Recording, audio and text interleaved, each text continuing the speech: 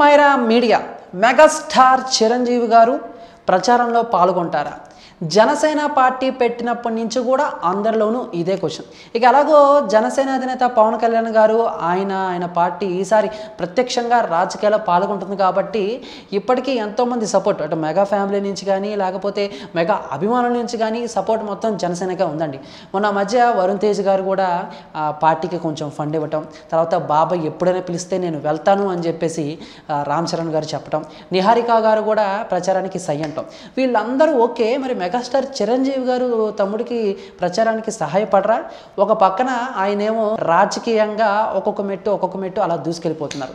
ఇక నాగబాబు గారు కూడా నర్సాపురం ఎంపీగా బరిలోకి దిగుతున్నారు. ఇలా తమ్ముళ్ళిద్దరూ కలిసి ఈ రాజకీయ రణరంగంలో యుద్ధం చేస్తుంటే మన మెగాస్టార్ చిరంజీవి గారు మాత్రం ఏమీ పట్టనట్టు ఉంటున్నారు అని చెప్పేసి కొంతమంది అభిప్రాయం చేస్తున్నారు. అయితే గత కొన్ని రోజుల నుంచి కాంగ్రెస్ అభ్యర్థి చేవెళ్ళ నియోజకవర్గానికి చెందిన కాశీ విశ్వేశ్వర్ రెడ్డికి ఈయన ప్రచారం చేస్తారు అనే వార్తలు అయితే వినిపించినాయి. అంతేకాకుండా ఏప్రిల్ 8న సోనియా గాంధీ గారితో మన చిరంజీవి గారు కూడా వికారాబాద్ సభలో పాల్గొంటారని చెప్పేసి వార్తలు అయితే వచ్చినాయి. ఇక ఈ వార్తలు రావడంతో ఇటు అభిమానులు అటు జనసేన అభిమానులు కానివ్వండి, ఇదేంటి తమ్ముళ్ళకి సహాయం చేయకుండా కాంగ్రెస్ తరపున చిరంజీవి గారు ప్రచారం చేస్తారా, ఇది తప్పు అని చెప్పేసి వాళ్ళ కామెంట్లు వాళ్ళు చేసుకుంటున్నారు. సో మొత్తానికి ఈ ప్రచారంపై మెగా ఫ్యామిలీ మాత్రం క్లారిటీ ఇచ్చేసింది.